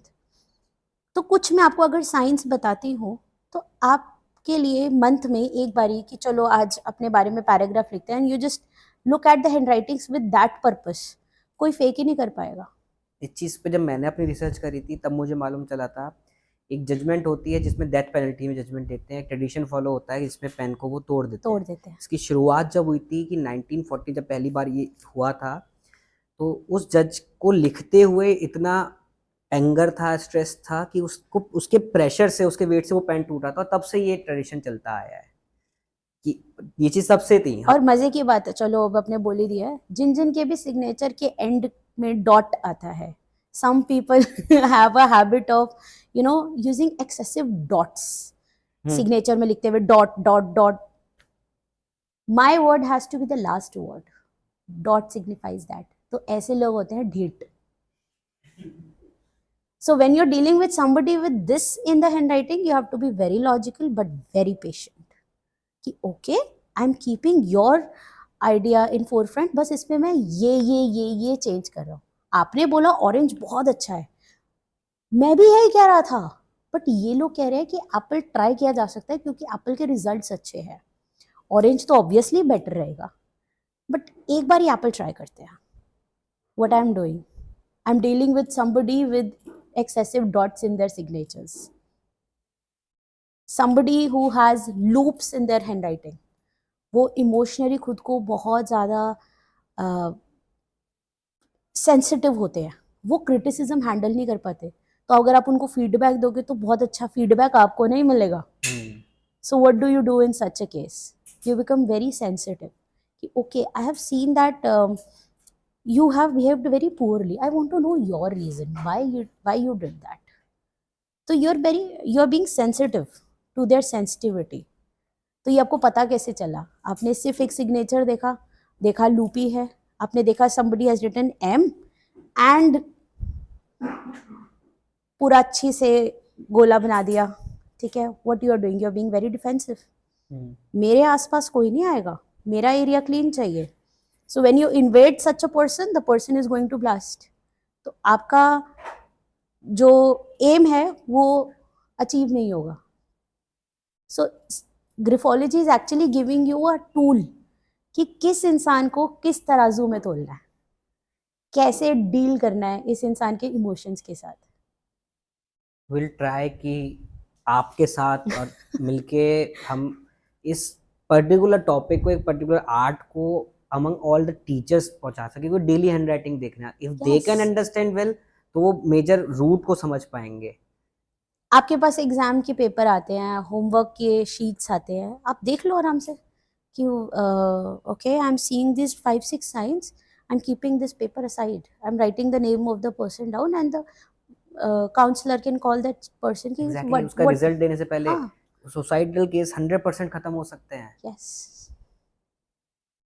Plus one more thing that actually leads to suicide in children and adults both, because children are very smart. So I consider them as young adults because they are very smart. उनको पता है क्या चल रहा है क्या नहीं है. They are observers, they are learning, they know what is right, what is wrong for them. But वो रिएक्शन नहीं दे पा रहे क्योंकि they have learned in a very different way.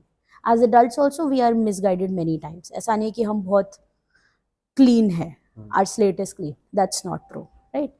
So what we can do is we can cultivate few spiritual habits. So one of my clients asked me this question and that has left an impression कि why do you feel कि psychology अकेला काफ़ी नहीं है? If you are doing therapy, तो why do you need to invade into that spirituality? What more is it giving or what less is it giving? So what then I introspected and I told her कि what actually happens is कि हमारे पास कोई higher authority नहीं होती ना. जैसे company का मालिक नहीं सोता, एम्प्लॉय घर जाके सो जाते हैं. क्यों? क्योंकि वो कंपनी में वर्क करते हैं. हम क्यों नहीं सो पाते? बिकॉज हमें लगता है हम अपनी जिंदगी के मालिक हैं, इसलिए हम सो नहीं पाते. व्हेन वी नो द मालिक is somebody else, the owner is somebody else, somebody who is greater, the power, the universe, नाम कुछ भी दे दो, यूनिवर्स, हम आराम से सो पाएंगे. बिकॉज वील नो दैट कोई है जो ध्यान रख रहा है, जो जाग रहा है, कोई है जो जाग रहा है, तभी हम सो पाते हैं. हमारे घर पे कुंडी लगी हुई है, that is the mental comfort. वो कुंडी कितनी सी होती है? जरा सी. और घर कितना बड़ा होता है, और हम फिर भी उस छोटी सी कुंडी पे ट्रस्ट करके सो जाते हैं. बिकॉज हमें वो मेंटल ट्रस्ट चाहिए. हमारी जिंदगी से वो रस खत्म हो जाता है. सेम वही ट्रैवल के टाइम कुछ लोगों को होता है कि उनको नींद ही नहीं आती जब दूसरा गाड़ी चला रहा होता है, और कुछ लोग होता है आराम से सो जाते हैं कि वो चला रहा है. Like I sleep when my partner is driving because I know he'll take care of it. तो I sleep. तो ऐसे ही हमें लाइफ में ना कोई एक ऐसा ग्रेटर पावर चाहिए. एक बच्चा इसलिए सो पाता है क्योंकि उसको पता है मेरा माँ ध्यान रख रही है. But as we grow up we know कि obviously we are not in that position. So we need a greater power just for our mental comfort. अगर आप कहीं पे एंगेज करते हो खुद को, पॉजिटिव फीडबैक वहाँ से बहुत आता है. Spiritually you start becoming very conscious of things. That is why many people are turning vegan, many people are being aware of why we should shift to Krishna consciousness और ज्वाइन सर्टेन स्पिरिचुअल ग्रुप्स. मत बनो religious, spiritual बन जाओ. कहीं से बस associate कर लो. It becomes easier to deal with things, that there is some superior power. Or actually these groups are just reconfirming that faith. क्या है, छोटे छोटे कंसेप्ट हैं. फॉरगिवनेस, हम साइकोलॉजी में फॉरगिवनेस करते हैं. We also seek forgiveness. हमसे गलती हुई है, वी स्टार्ट एक्सेप्टिंग. और आजकल तो ये काफी इजी भी हो रहा है, जैसे जैसे प्रेमानंद जी को आप देख सकते हैं. यस. और आप इस्कॉन के नए नए वो इस्कॉन, देख सकते हैं कि रॉक उन्होंने हरे कृष्णा उसको, तो जनरेशन जिस हिसाब से बदलेगी उस हिसाब से उन्हें बदलना पड़ेगा. और it will B fancy for them कि उन्हें एंजॉय कर पाए वो. बट फैंसी के चक्कर में एंजॉय तो ज्वाइन करते हैं, but once they get you know in that and it just transforms their life. It adds meaning to their life. Exactly. And I think we should encourage this. Most parents get scared कि बच्चों को ज़्यादा नहीं डालना, because then their whole diversion will be in such a area. ये बहुत बड़ा fear है कि हमने बच्चों में वहम नहीं डालना, हमने ये नहीं डालना, हमने वो नहीं डालना. But you are taking away a very important part of their life. You are taking away their faith. जब आप नहीं होगे तो वो faith होगा जो उनको जिंदा रखेगा, वो trust होगा जो उनको जिंदा रखेगा, जो उस लोनलीनेस से फाइट करने में हेल्प करेगा. एग्जैक्टली. और नहीं आपको मिलता है तो आप एक्सटर्नल चीजें ढूंढते हो, जैसे बहुत सारे अडल्ट्स ढूंढते हैं कि जरा सा प्रेशर आया, कुछ आया, एंजाइटी हुई, कुछ भी हुआ, अल्कोहल, सिगरेट, जो भी जो उनको डिस्ट्रैक्ट करे या थोड़ी देर के लिए वहां से हील करे, बाहर निकाले. क्योंकि मैं खुद उस चीज से सफर करता था, और जब मैं स्पिरिचुअल थिंग्स के पास गया और जब उसको जाना तो मैंने ना चाहते हुए भी वो अल्कोहल बिल्कुल ही छूट गई अपने आप, जीरो, कि वो मन भी नहीं करा. बिकॉज जैसे I have heard this very good story once, मतलब कुछ वक्त पहले, कि आप तुलसी की माला धारण करते हैं तो ये नहीं खाना, ये नहीं खाना. उन्होंने बोला आप सब खाओ, आप धारण करके देखो. Eventually your aura will start repulsing the तामसिक तत्व. आप तामसिक तत्व को खुद ही रिपल्स करना शुरू कर दोगे, आपको अच्छा ही नहीं लगेगा. As you become healer, you get attuned with your self knowledge, attuned with your intuition, attuned with your energy.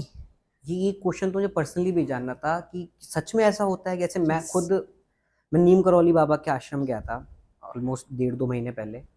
जैसे ही वहाँ पहुंचा मेरे मन में था कि कोई ना कोई एक चीज छोड़ के आऊंगा, कोई गंदी आदत छोड़ के आऊंगा, कुछ भी एक अलग चीज अब लेके आऊंगा. वहां से अपने आप से हुआ, जैसे मैं मंदिर से बाहर निकला, मुझे आज का दिन है, मुझे पीने का ही मन नहीं हुआ. मैं पीने वालों के साथ बैठा और मैं बहुत अच्छे लेवल का अल्कोहलिक था, क्योंकि वो स्ट्रेस होता था, मेरे हाथ में बियर आती थी. इन सब जानते हैं कि ऑफिस का काम खत्म, सीधा चलेंगे घर, जाते हुए 2-3 ठेकों पे रुक के जाएंगे. बट वहां के आने के बाद वो चीज दिमाग में नहीं आ रही कि ये सच में ऐसी कुछ ये पावर है या फिर सेल्फ हीलिंग है या उस जगह का वो ऑरा था. फर्स्ट उस जगह का ऑरा तो ऑब्वियसली बहुत बहुत इन्फ्लुएंसिव है. बिकॉज जब आप एक ऐसे 4 अच्छे लोगों के ग्रुप में अगर आप जाते हो, चाहे आप कितने भी तामसिक हो, योर एनर्जी ट्रांसफॉर्म्स. तभी हम बोलते हैं ना, अपनी संगति बहुत ध्यान से चूज करो. Because even if you are a sane person and if you are in presence of people who are emotionally volatile और have an aura that is broken और हैज ब्रेकेजेस, तो आप पे भी वो इम्पैक्ट करना शुरू करेगा वो तामसिक तत्व. फिर आप सोचोगे चल एक बार ले लेते हैं. और यही अगर आप सात्विक लोगों के साथ हो तो बोलोगे चल एक बार नहीं लेते, फिर 2 बार नहीं लेते. वो कहानी थी कि तू मेरा दोस्त है, दोस्ती की खातिर पी ले. हाँ. उसको आपने कह दिया कि तू मेरी दोस्ती की खातिर छोड़ नहीं सकता. हाँ. तू मत पी मेरी दोस्ती की खातिर. हाँ. ऐसा कोई नहीं बोलता मेरे ख्याल से. सब वो पी लेते हो ना, कोई छोड़ता नहीं है. तो नीचे सुट्टा ब्रेक्स होते ही किस लिए हैं? हमने एक नोटिस लगाया हुआ है कि भाई सुट्टा ब्रेक के लिए भी, कि ऑफिस में क्या होता है, हर 1 घंटे में 10 मिनट का सुट्टा ब्रेक चल रहा था. हाँ. HR को अलग से नोटिस बोर्ड खरीद के उस पर बड़ा सा लगा के कि भाई सुट्टे ब्रेक का टाइम ये है, इसी पे जाना प्लीज. और मतलब डालना पड़ा, ये सेल्फली नहीं हो रहा है. हाँ. अब तो मेरे को लग रहा है धीरे धीरे कॉलेज में भी लग जाएगा. कॉलेज में होता था 10 मिनट का ब्रेक होता था मेरी क्लास में. वो सब उसको सीधा भागते थे. That's a sutta break. That's not a break that you wrap up the. Teacher खुद चाहिए था उन्हें, भाई 10 मिनट बाद पढ़ाऊंगा, अभी नहीं पढ़ागा. तो ये क्या है? ये सिंपल आपकी एक आदत फॉर्म हो गई है कि नहीं, अब कुछ नहीं मिला ना, कुछ तो करना पड़ेगा. सो यहीं पर अगर if you are engaging in a conversation that is mind boggling, that is transforming you, that is making you juggle through your thoughts, that is creating the thirst, आपके कदम ही नहीं जाएंगे, because you'll start being more aligned to yourself. It is, ये सब सिर्फ तभी है क्योंकि you are not aligned to yourself. आपके 3 दोष है हमारे, पित्त, वात और कफ, यही तीनों दोष का imbalance है ये, that is creating such reactions and such substance abuse. क्योंकि उसके बाद जो चेंजेस आए, I was never towards books, और उसके बाद मैंने लगभग 5 बुक खत्म कर चुका हूँ 2 महीने के अंदर. मैंने जिंदगी में कोई बुक खत्म नहीं करी थी. एक खरीदी थी आज से 8 साल पहले, एक ही बुक खरीदी थी, 200 रुपये की आई थी, वो भी ऐसा लगता था क्यों खरीद रहा हूँ मैं ये. उसके बाद मैं हर महीने हर हफ्ते का ये बुक ले लूँ, ये बुक ले लूँ, और ये पढ़ लूँ, नया क्या सीख लूँ, ठीक है, स्पिरिचुअल थिंग्स, क्योंकि मैं खुद उस फैमिली से हूँ, मैं खुद वृंदावन से हूँ, और उन चीज़ों को जब डिटेल में जानने लगा, क्योंकि अच्छा अब देखो, यहाँ पे आपने गर्भ संस्कार को पता है खुद ही एक्सप्लेन कर दिया. यू आर फ्रॉम वृंदावन, ठीक है, your family has cultivated you those values when you were very young. आप बड़े हुए, जॉब में आए, छुट्टे मारने लग गए, दारू, घर वालों को पता नहीं है, बट आपने वो न्यू हैबिट्स कल्टिवेट करी. पर जब आप अपने कॉन्शियसनेस में वापस आए तो आप सीधा कहाँ पहुंचे, to the core values that were been given to you. तभी मैं उसको अलाइन कर पा रहा था आपकी चीज को, कि जो चीज मुझे पूरी जिंदगी दी जा रही थी मैं उसकी तरफ नहीं जाया, पर जब जो चीज हटाई मैंने तो वापस अपने आप ही आप वहीं पर आए, आप अपने कोर पे आए, क्योंकि आपको वो गर्भ में संस्कार दिया गया. अब when you were growing up you were being cultivated to those values. तो अगर कल को if the thoughts of suicide are, and I think you must have undergone that, ठीक है, it's very common, बहुत rare cases होता है कि मैं किसी से पूछती हूँ have you ever thought of suicidal thoughts कभी आते हैं, have you ever felt that. बहुत rarest cases में मेरे को आंसर मिलता है यार ये तो कभी नहीं सोचा. नहीं, हाँ सोचा नहीं है, पर ये मालूम है कि करना नहीं है, ये करना और सोचा भी बहुत जल्दी वो लाइन क्रॉस हो जाती है. आप किसी से भी पूछ लो सुसाइडल थॉट्स है, 100% यहाँ पे सबको आया, बहुत बार आए होंगे लाइफ में कि यार बस बहुत आए हैं ना. दैट मीन्स वो एक है ग्रेन, बट क्यों रुके, क्योंकि there is somebody who is taking care of us. और बहुत लोग जैसे जब अपने डिस्ट्रेस में होते हैं, चल आज मंदिर चलते हैं, कुछ नहीं किया मंदिर में जाके, 1 घंटी बजाई, बैठ गए, वहाँ की एनर्जी को सोक करा. हमारे अंदर अभी ताकत नहीं है अपनी एनर्जी को अलाइन करने की, तो हमने मंदिर और गुरुद्वारे की एनर्जी को बोला कि आप अलाइन कर दो थोड़ी सी हमारी energy. This is what the pilgrims और पिलग्रिमेज प्लेसेस, जितने भी ये सोशल मीडिया एप्स हैं, मुझे लगता है ये डिस्ट्रैक्ट कर रहे हैं, थोड़ा सा दूर, डिस्ट्रैक्ट भी गलत वर्ड है, ये दूर कर रहे हैं लोगों को इन जगहों से, कि पता नहीं कैसे. पर बीच में ऐसा हुआ था कि मेरे लाइफ में खुद जब मैं कॉलेज में था, मैं मंदिर तक जाता था, अंदर नहीं जाता था. वो एक शैतानी चीज़ें कह दो कि नहीं ये नहीं है, मैं खुद ही हूँ, जो हूँ मैं हूँ. वो अल्टीमेटली वो होता ना कि कोई सो रहा है, मेरे को लगता था कोई नहीं सो रहा, मेरे लिए कोई नहीं जाग रहा, मुझे ही जागना पड़ेगा. पर अल्टीमेटली जब आपने किसी को देख लिया कि हाँ कोई जाग रहा है, तब ही आप आराम से सो सकते हो. नहीं तो आपको अल्कोहल, सिगरेट, इन सबको पी के जागना ही पड़ेगा जब तक आप उसकी तरफ नहीं जाओगे. एग्जैक्टली. तो आपको कुछ चाहिए that gives meaning to your life, that actually makes you realize that you are born for such a purpose and there is some higher authority who's making you do all this. अगर miseries भी आई है ना, तो that हम क्या करते हैं, simple सी चीज़ है, we humans have a habit of making stories. हम अपनी मिजरीज, अपनी चीज़ों से निकलने के लिए स्टोरीज बनाते हैं. मैंने उसे हर्ट किया ना, तभी आज शायद मेरे साथ गलत हुआ है. भगवान का ना मैं फेवरेट हूँ, इसलिए मेरे को बड़ी प्रॉब्लम्स मिल रही है, बट मुझे पता है कि चीज़ें ठीक हो जाएंगी. वो मुझे छोड़ के चली गई क्योंकि मेरा रंग काला था, सबसे कॉमन. बट ऑब्वियसली राधा क्यों गोरी, मैं क्यों काला वाला हाल है. सो हम स्टोरीज बनाते हैं, तो हम जब स्पिरिचुअली गॉड से सिर्फ कनेक्ट ही होते हैं ना, तो वो स्टोरीज हमारी लाइफ को एक मीनिंग देती है. इट हेल्प्स अस कि नहीं ये सिर्फ एक फेज है लाइफ का, अच्छा फेज आएगा, दिस टू शैल पास, कि अभी डिफिकल्ट फेज है, भगवान जी देख लेना, टाइम उतना ही लगना है, बट हम बोल रहे हैं ना, तो हम एक तसल्ली पे आ रहे हैं, हाँ वो देख रहे हैं, somebody is taking care of me, and you start feeling at ease, and that phase eventually passes away. जैसे अभी रिसेंटली मैंने बुक खत्म करी थी, पावर ऑफ अनकॉन्शियस माइंड, उसमें एक, और उसके साथ में ब्रूस ली की लाइन थी कि कभी भी अपने आप को जाने अनजाने में भी बुरा मत बोलो कि मैं ये नहीं हूँ, मैं ये नहीं हूँ, कि आपका अनकॉन्शियस माइंड कहीं ना कहीं सुन रहा है उस चीज़ को, अल्टीमेटली आपको वैसा बनाएगा। वो शाहरुख खान की मूवी की कहावत थी ना कि किसी चीज़ को शिद्दत से चाहो तो पूरी कायनात, वो कायनात आप ही हो, वो कायनात आपके अंदर ही है, तो चाह के तो देखो उसको शिद्दत से। हम लोग इतनी शिद्दत से डरते हैं ना, हाँ कि शिद्दत से विश्वास ही नहीं कर पाते कि सच में Exactly. सच अच्छा हो सकता है, अच्छी चीज को भी हम नेगेटिव कर देते हैं, इतना डरते हैं। And it's just not all of you, it's with me as well. It's not ki if I'm in this field, I don't feel such emotions and I'm in a very sane place. No, but my way of dealing with them is just a little more ahead of you, because I've undergone that journey personally also, and because I have been to that side of the table, I'm able to talk at this side of the table. As simple as that. चलिए आपके लिए floor को खोलते हैं, बहुत सारे लोगों के क्वेश्चंस थे, तो किसको पहला क्वेश्चन पूछना है मैम से? Yes. वीरेन- आप बहुत देर से सोच रहे थे वीरेन ना। बहुत देर से वेट कर रहा था, और I was looking at his face and I was thinking कि हो बहुत वीरेन सारे।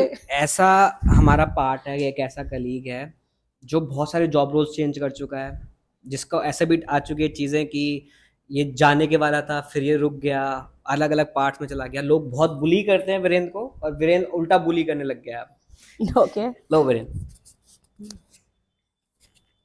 मैम एक्चुअली मेरा फर्स्ट है, जैसे कि मैं आपके साथ अपनी पर्सनल चीज़ें शेयर करूं, तो मेरे साथ ना कभी कभी ऐसा होता है। अब मैं रिसेंटली अगर बात करूं तो लास्ट दिवाली जो मेरी बेटर बीती थी, बट इस दिवाली पे मेरे को अचानक से एक डिप्रेशन हुआ। मैं ठीक तरीके से हंस रहा था, खेल रहा था, और अचानक से एक डिप्रेशन हुआ। उस टाइम मेरे पास कोई भी आ रहा था ना, मतलब उस टाइम मेरे को थोड़ा सा एंगर आ रहा था।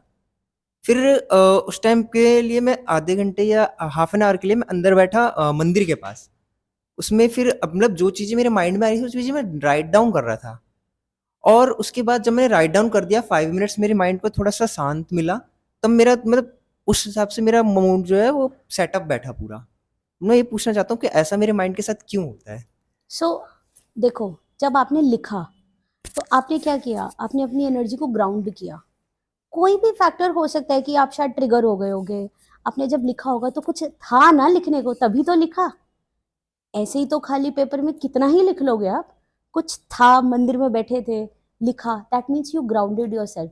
कुछ इमोशंस थे जो आपको बॉदर कर रहे थे, जिनको आप डील नहीं कर रहे थे, वो आपने एक्सप्रेस किए, खुद को ग्राउंड किया। You took a time of, like मैं आधा घंटा खुद को पहले, and let me sort it out, something is bothering me. ये इंसाइट है, ये पता है बहुत अच्छा साइन है। मोस्टली लोग क्या करते हैं, जब तक वो इस पोजीशन तक आते हैं ना, तब तक आसपास के लोग उनसे चिढ़ चुके होते हैं क्योंकि वो उनको इंसाइट ही नहीं आती तब तक कि मेरे साथ कुछ प्रॉब्लम चल रही है, मैं बहुत वॉलेटाइल बिहेव कर रहा हूँ।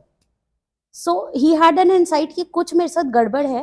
एंड जरूरी तो नहीं है कि पिछली दिवाली से अब दिवाली तक आपका मूड कभी खराब ही नहीं हुआ। एक चीज़ और रहती है मेरे अंदर ये कि एक्चुअली मैं किसी को डाँटना चाहता हूँ, बट मेरा दिल ही नहीं बोलता है कि मैं उसे डाँटूँ। ये मेरे साथ साइन होता है। ठीक है, इफ आई टॉक अबाउट, तो ये मेरी पर्सनल स्टोरी है। I want to scold anyone. Anyone means कि मैं किसी को डांटना चाहता हूँ, किसी को है वो, नॉट कि इनमें से कोई नहीं है लिटरली, बट मैं उसको डांटना, जब मैं जताना चाहता हूँ you are doing wrong with me, तो मतलब एक सो तरह से बेसिकली आप ना वर्ड गलत ले रहे हो। आई थिंक आपका ना वर्ड डांटना ना बहुत एसोसिएटेड हो रखा है। मतलब उसे बताना चाहता हूँ, मैं ये कह सकता हूँ, हाँ, बट मैं नहीं बता पाता हूँ, ये है। देखो, that is coming from various reasons. हो सकता है that person is very intimidating for you, कि मैं इस पर्सन को बोल नहीं पा रहा because you have certain fears कि I may hurt this person, और this person will not be able to deal with what I am going to say. ये लैक ऑफ ट्रस्ट से अक्सर आता है। If I don't trust you, I will not ever share my emotions, अच्छे बुरे जैसे भी है। मैं आप पे ट्रस्ट करती हूँ, तभी मैं आपको अपनी इमोशंस बता रही हूँ। आप इसलिए नहीं डांट पा रहे क्योंकि आप उस इंसान को ट्रस्ट नहीं करते।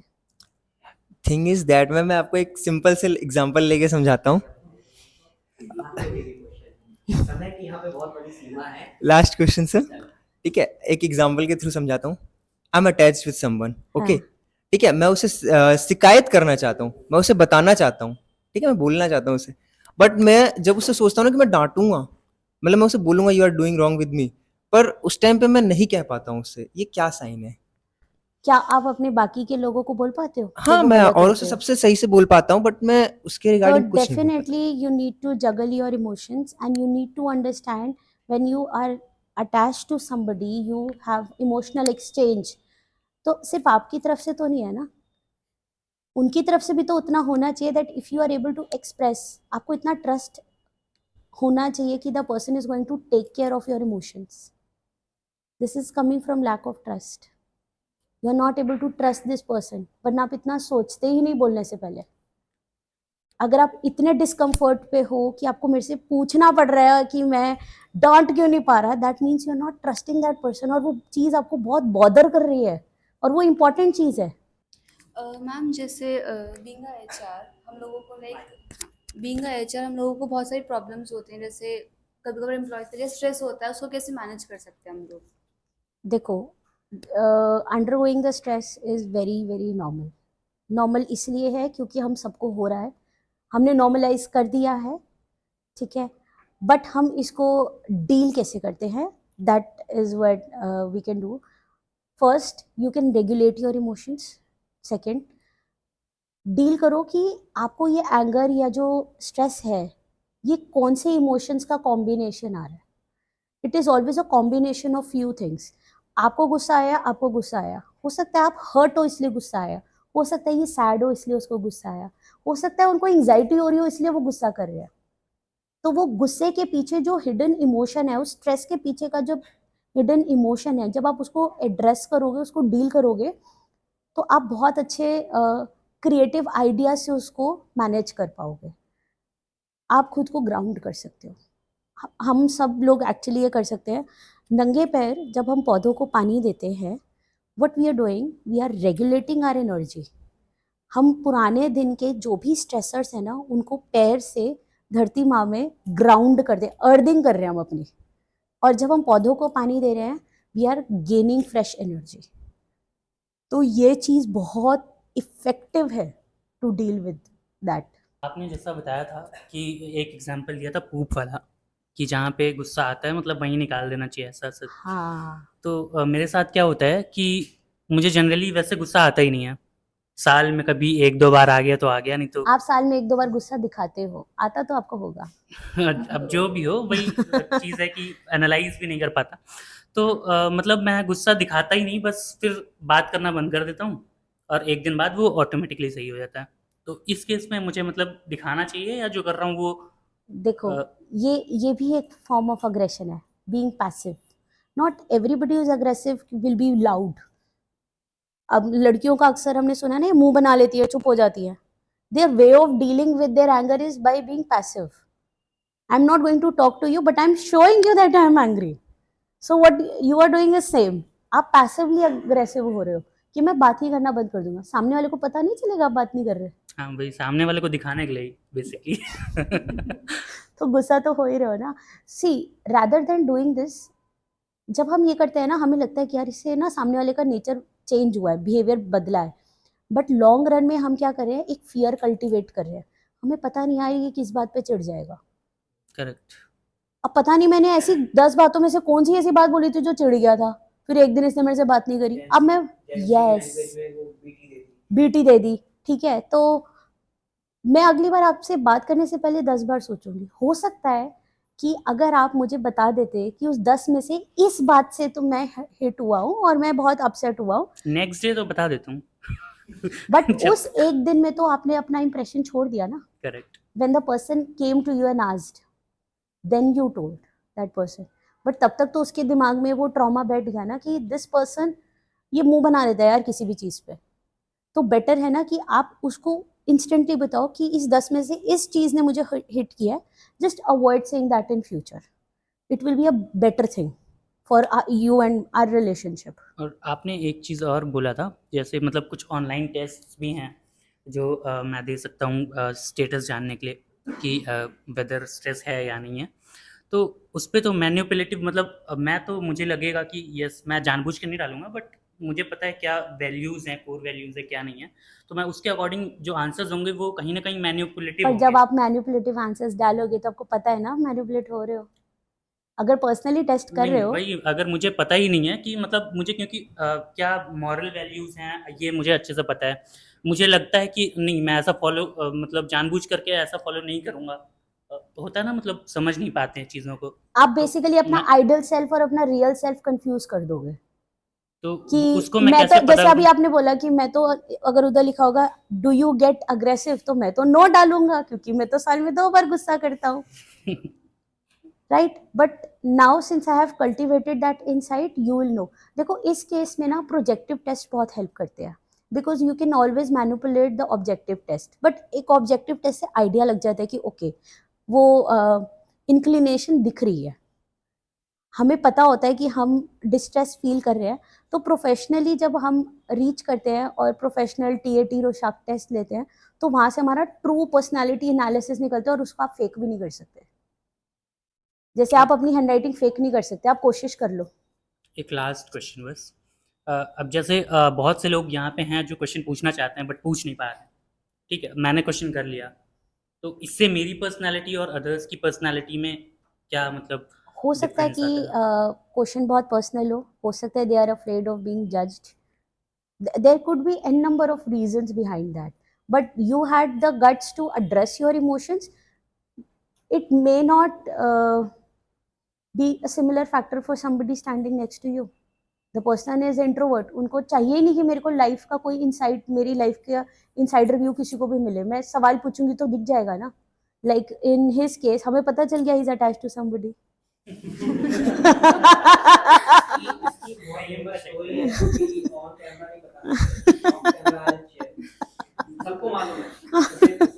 तभी वो पूछ पाए, अगर सबको नहीं मालूम होता ना तो वो पूछ नहीं पाते। तो कुछ लोगों को भी मालूम नहीं है जो नहीं रहे। लेकिन गैस कर लिया, प्रेम का चक्कर है बाद में। तो माय नेम इज़ हिमांशी, मैं एज मैं एचआर यहाँ काम करती हूँ।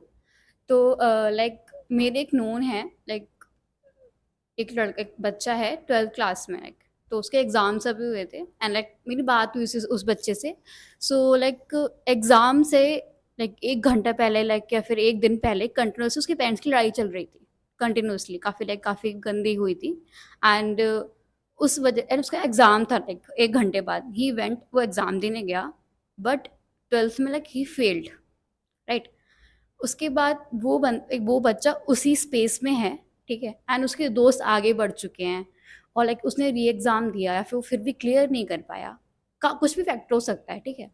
तो I want to know like as a friend और लाइक एज अ सिस्टर और लाइक एज अ मदर या फिर कोई फैमिली मेम्बर उस बच्चे को हम कैसे हेल्प कर सकते हैं, क्योंकि पेरेंट्स का क्या होता है ना कि उसका बच्चों के पेरेंट्स का क्या है कि लाइक उस बच्चे ने पढ़ा नहीं, मे बी द आलसी है ये रीजन बच्चा। Is like maybe the reason is वो बच्चा उस टाइम पे स्टेबल ही नहीं है, मेंटल स्टेबल, यहाँ पे ना स्ट्रेस में है। फैमिली काउंसलर को इंट्रोड्यूस किया जा सकता है। Okay. सबसे इंटरेस्टिंग फैक्टर इस एरिया में ना, talk to the mother and the father separately. उनको मत बोलो बच्चा इज अ रीजन, बिकॉज जब बच्चे की बात आती है ना parents become very defensive and suddenly they become Sen कि हमसे ज्यादा अच्छा तो पेरेंट हो ही नहीं सकता। You are putting your best efforts but maybe you have also done mistakes. So what you can do is you can address their emotions कि आई हैव सीन आप बहुत स्ट्रेस में रहते हो। I think somebody who is professionally who has professionally acquired the skills can help you in this case। और मैंने देखा है आपके पार्टनर के साथ रिलेशनशिप भी बड़ा डिफिकल्ट एंड चैलेंजिंग हो रखा है। Then the person can burst out. एक बार आपने वो ट्रस्ट गेन करा कि okay I am able to express my distress, then you can say and शायद इस वजह से your child is also suffering and then you can introduce the family counsellor.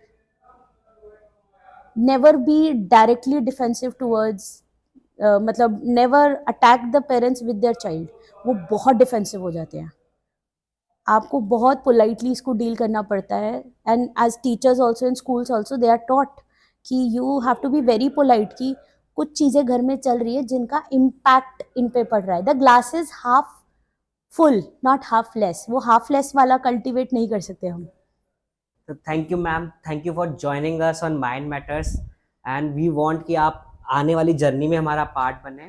And अगर आप पेरेंट हैं या आप स्टूडेंट हैं या टीचर हैं और आप भी सीखना चाहते हैं ग्राफोलॉजी या फिर आप साइकोलॉजी समझना चाहते हैं, मैम अब अवेलेबल है फाइंड माई ट्यूशन के ऐप पे। आप जस्ट मैम का नाम सर्च करिए और you can just directly connect with her. Thank you for joining us, stay tune और लाइक सब्सक्राइब, जो भी आप कमेंट भी करोगे तो करते हुए जाना। Thank you so much.